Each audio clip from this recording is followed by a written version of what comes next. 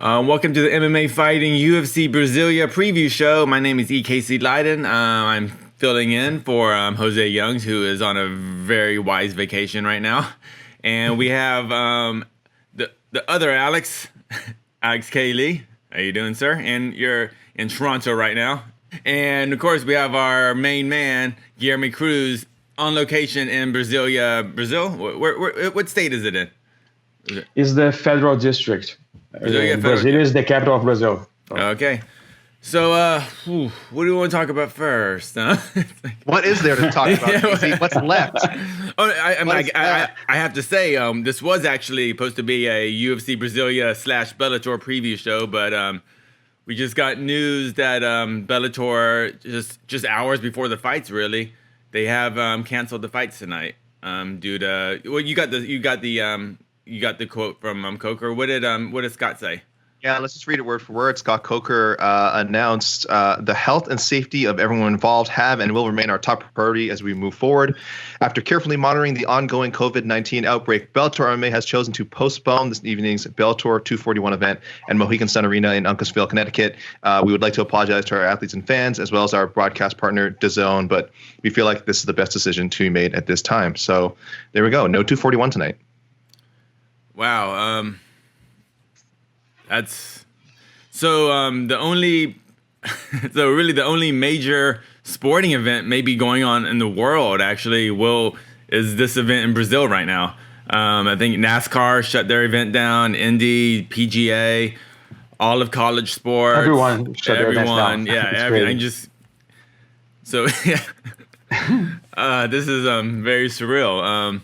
So Guilherme, what is it like right now in Brasilia? It's a bit crazy because if the week started and think people were looking at this coronavirus situation, no one, but most of the people in the UFC, like fighters and coaches and trainers, weren't taking it too seriously. So when the government issued that decree saying that there wouldn't be any events, they went crazy. They couldn't believe that maybe the UFC wouldn't have an event here. So then I think they decided to pay attention and realize that the situation isn't that easy like they were thinking before. Like Scott Coker said, it's unfortunate, but it's the best decision for athletes, for fans. I wouldn't be surprised if the UFC canceled it. Not the UFC, but the government. But it's Brazil, so they would move forward with with the event, regardless of it having fans or not. So I'm actually surprised of all places, Brazil is going to be the one to remove fans from the arena for a UFC event. I wasn't expecting that because Brazil usually just ignores those type of stuff. So it's a bit surprising, but I think it's the right move to at least do it without the fans in attendance. So are there no actual sporting events going on in Brazil or Brasilia right now, or is it just no? There was a soccer match scheduled for tomorrow afternoon because Brazil is not a big sports place. So the soccer here isn't that big. So it was a small soccer game that got canceled. So no one really cares. But outside of Brazil, in other cities, they're starting to move in that direction as well. In Rio de Janeiro, the soccer games, they are suspended for now. They can't sell tickets. The tickets that were sold for the weekend games, for now, I think fans can attend them. But I expect those to at least be closed doors, behind closed doors. No, so if not, just go ahead and cancel everything. And just some a media perspective, how has this week been for you? Like, and I guess a normal fight week, you show up Wednesday, you have open workouts. Thursdays, you have a media day. Friday, which is today, morning weigh-ins, ceremonial weigh-ins. How's it been different this week for you? Yeah, it's been unique. I always travel to the city on Wednesday morning to get the open workouts. But since I didn't know if the open workouts would be in the morning or afternoon or night, I decided to come on Tuesday, day before. So, but but I when I came here, I already knew that would be no open workouts, so I had pretty much nothing official to do on Tuesday and Wednesday. So I went out to do interviews with fighters here. So on Wednesday they just canceled the media day, the Thursday's media day, and then they canceled the ceremonial weigh-ins, and it was expected. When the governor said that there wouldn't be no fans in the arena Saturday, if there was a chance of canceling the event on Saturday, I knew that ceremonial weigh-ins would be the first thing to get canceled, because it's pretty much useless. You can just do the morning weigh-ins and get fighters to face off there instead of getting to an arena, especially in the current situation around the world. So, yeah, but it was unique. I came here on Tuesday and I had nothing official to do, because I didn't do anything on Tuesday, Wednesday, Thursday, and now Friday. There was no official event from the UFC. And tomorrow, we won't be able to enter the arena. Where the UFC is going to have a media room at the host hotel. We're going to go there. First fight here is 4 p.m. local time. We're going to go there, and every fighter that wins is going to go to the commission to get checked with the doctors and all that, and then they're going to bring them to the UFC host hotel, and then we're going to do scrums there. I have no idea how it's going to go, but it's interesting, to say the least. It's unique. That is very unique, and This could be the new normal. It's so crazy. Yeah. This could be the new normal for event if UFC continues to hold events, which again we don't know after this one. Maybe they follow suit with the other major leagues and just start canceling things. But it's so surreal. So obviously we can talk a lot about the future of the sport, the future of the UFC right now. But let's just for a moment pretend it's kind of normal, and let's actually talk about the fights. Because people are high-level fighters did actually train. They are actually gonna punch each other in fights that matter and are consequential to the rankings. So let's start with the main event. Kevin Lee did not, well, from what we heard, because no one actually saw it, or a couple of people saw it. You didn't witness it yourself. Kevin Lee did not make weight. What did he miss weight by? Yeah. He made weight at 158.5. So 2.5 over the pound allowance, the extra pound allowance. So. And I feel like with all the stress and craziness this week, I feel this one can kind of slide almost, as far as, just like, oh, you missed weight, but so I don't know how this week was, because he pretty much had nothing to do. He didn't have to attend the open workouts, media day. He had nothing to do. He was just at the hotel. So, but it's weird. Yeah, of course, it's not a unique fight week with all this. It's crazy. Yeah. So you can't ignore that a bit. Yeah. So what do we think about this fight? Who are you picking, Alex? What do you think is going to happen? Man, this is a great fight, and I think I'm so glad that Charles Oliveira finally got like a top 10 opponent. I think he has a history of stumbling against some higher tier fighters. Ricardo Lamas, Pettis, which was kind of a kind of a weird one. But I'm sorry, I think Holloway was a weird one. But yeah, Lamas, Pettis, Holloway, all big names, all names that he failed to beat. At 45 too. But at 45, yeah, and that was a featherweight, and he was so stubborn about wanting to stay down there for the longest time. I'm sure if you ask him, depending on what day it is, he'll probably still tell you he wants to give it a chance. But 155 seems like such a good fit for him, and this is really his chance to finally break into that top 10, because some people were wondering for the longest time, why is he getting like matches with like Nick Lentz? Why the Nick Lentz trilogy? Why Jared Gordon, who's a good fighter, but it doesn't have the name value of some of the guys that DeBronx could be fighting. So Kevin Lee, former interim title challenger, this is a guy that seems worthy of the streak that Oliveira is on. I think it's six straight wins, which at lightweight is crazy, and 5 of those all finishes. Yeah, that's not. Oh, sorry, all finishes. That's right. I was counting his performance of the night bonuses, which he has many as well. This is huge for him. I'll say, if we're just talking picks, I'm strangely leaning towards Lee. And it's not necessarily just because of the weight miss thing. I'm not one of those people who says people who always miss weight win, though they do have quite a bit of success, and they have recently. But I think the size is good for Kevin Lee, not just because of he missed, but again, he's going to be a big lightweight no matter what, make or miss.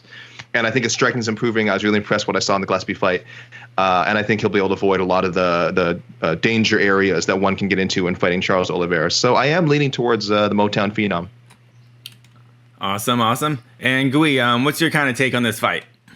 Yeah, I agree. I'm leaning towards Lee because even though Charles has looked amazing over the past 6 fights, Kevin Lee, it's a huge step up in competition. He has faced some good opponents in this winning streak he has right now, but Kevin Lee is another level compared to those fighters that he faced. So, I mean, Charles Oliveira can definitely win this fight. He can knock him out. He can submit him, but I'm leaning towards Kevin Lee. I might change my mind before tomorrow night, but I think I have Kevin Lee on this one.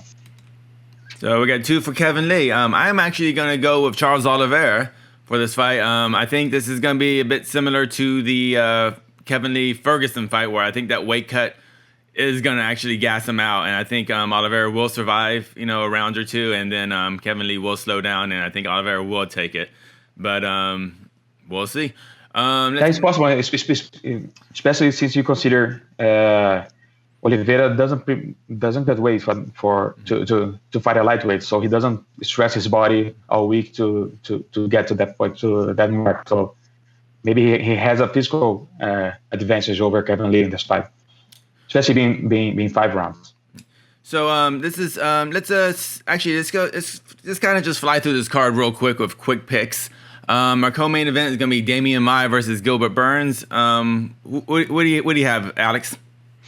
Well, I just like, our own Damon Martin spoke to Burns earlier this week, and he got a saucy quote from him, saying that he can finish. He definitely believes he can finish Maia and maybe even submit him, which sounds insane to me, but maybe he hurts him on the feet and submits. I don't think it's possible. I think a half unconscious Damian Maia would still be able to jiu-jitsu his way out of any trouble, but man. No, I can't pick against Maia. I know, I got to go with Maia. I think at some point it will go to the ground. I think Maia's a better fighter. Let's go. I'm going to say Maia by decision. And Guilherme, what do you have? I'm going with Burns this fight because I don't think they're going to go to the ground. And on the feet, Damian Maia still is not a great fighter. He's not a great striker. He was having trouble on the feet against Ben Askren in the moments on the fight. So. That was a great fight. That was a great A1 level fight. Yes. So I'm going Burns via decision. I don't think he's going to finish Damian Maia. Damian Maia was only finished once. Maybe Marquardt. He hasn't been submitted in 14 years. I think he was the only time he was submitted in a jiu-jitsu match against Romulo Barral. That is a monster in jiu-jitsu. So I don't think he's gonna tap him. I think he's gonna win a decision, maybe in a boring fight, in a K1 fight. Okay. You can't. Sorry, your Brazilian internet wasn't the greatest part, so you're kind of going in and out right there for a moment. But I think I got what you're saying. Sorry. It's Brazil, so. Yeah, I know. And I'm actually gonna go with Gilbert Burns. I think this is. I've been kind of waiting for this. I've been waiting for the type of fight where Damian Maia will finally get old, in a sense. Like his age will finally show, and unfortunately, I feel this matchup may be it for him. But we'll see tomorrow night. And actually, the fight I really am very interested in seeing is actually Johnny Walker versus Al Capone, Nikita Krylov. Alex K. Lee. Tell me how excited you are for this fight. Well, I'm the number one person in the world who doesn't believe in jinxes. So I am blessing this fight with the guarantee to end in a knockout, whether it's Walker or Krylov. These guys are both crazy fight finishers. Krylov, I think, went to a decision in his last fight for like the first time in his career. The dude just never, that was such an oddity. So I'm going, definitely picking a knockout. And I think I'm going to go with Johnny Walker. I know it's very easy to be down on him because of his last loss and he was exposed, blah, blah, blah. But I think he's a great offensive fighter. which I think is a bad thing for Krylov, who's also a great offensive fighter, but a bit of a glass cannon. So I'm going to go with Walker to be a little bit quicker to the punch and take him out. I'm thinking knockout and also first round. And Guilherme, what do you have for this fight? And are you as excited as Alex Kaylee is for this? Yeah. On paper, this is a fantastic matchup. We never know if it's going to actually deliver, but I'm kind of curious to see Tri-Style Walker, how he's going to fight after doing a training camp in Canada. But I mean, I'm going with Krylov on this one. I think he's more experienced. He has more weight to finish a fight. So I think I'm gonna favor him against Walker. So you're going kind of more of an experience. Krylov will kind of that's going to be the deciding factor. You think? Yeah, because he has more experience. He has more ways of finishing a fight. He has more tools compared to Johnny Walker, who has just like this crazy guy who can definitely knock you out. But I think Krylov has the advantages as an overall game. So I think I'll favor him. Wow. And I don't think this is gonna last 15 minutes. I just jinxed it, but going against the Brazilian, how dare you? Yeah, but he's training in Canada. I'm gonna get jumped in the streets now after this one. Is this because he's training in Canada now? Is this personal? Is this a shot at him? Yes. Sorry, but yeah. Okay. I don't like Canada. I'm kidding. So actually, I mean, I'm looking down the card. There's a lot of kind of fun fights. Just it's a great card. I'm other journalists here in Brazil are joking and poking me because I definitely jinxed this card because I tweeted earlier this week that this is the best UFC Fight Night card in Brazil ever. It's really and now no fans are gonna be able to watch it, so I jinxed it. So I don't believe in that sort of thing. So Alex, give me two fights that we haven't talked about that you're really looking forward to. I'm gonna go deep. I'm actually really looking forward to Bruno Silva and David Dvorak. I'm hoping pronouncing Dvorak's name correctly, but Dvorak's a newcomer, but he's been just crushing it over in Europe, crushing it over in his local scene. And I think Bruno Silva is better than he got to show in his UFC debut. I think it was at 135. Am I mistaken? It's 135, right? He's a featherweight. He's a tiny guy. Yeah, he's a flyweight. Yeah. Oh, sorry, I'm flyweight. So I think it's going to look better, and I think that's actually going to be a really competitive fight. Also, I think Rani Yahya, also on the prelims, versus Enrique Barzola. There could be some really fun scrambles there. I mean, I do think Yahya is the superior ground fighter, as he is to most of the people he steps in the cage with.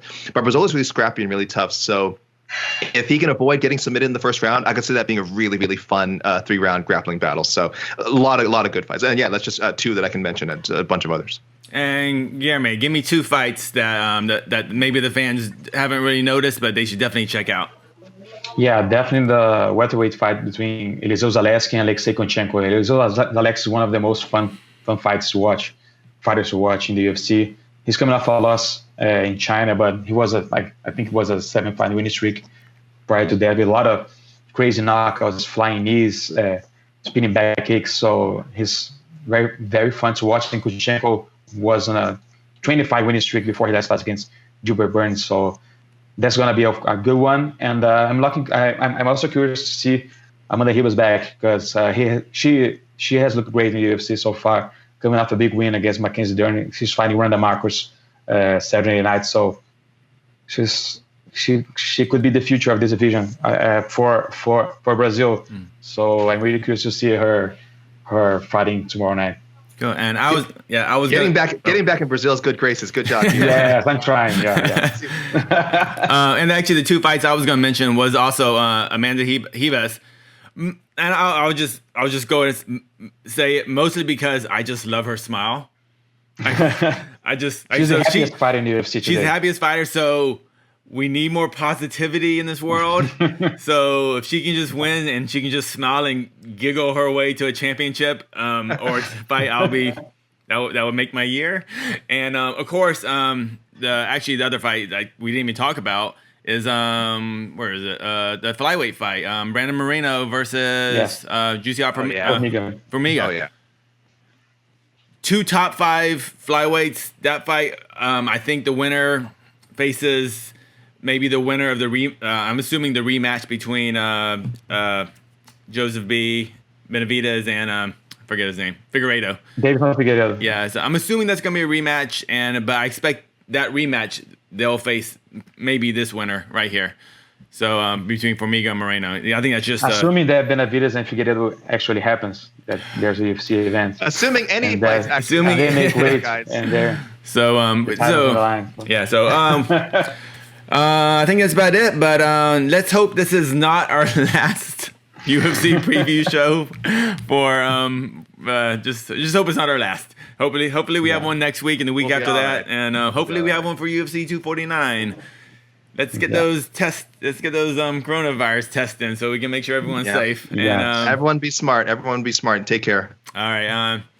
Alex K. Lee, Guilherme Cruz in Brasilia. My name is Casey Leydon. Thank you very much. And stay tuned to our YouTube channel to watch our post-fight scrums from the host hotel, not the actual arena. It's going to be a fun one. Thanks a lot, guys. See ya.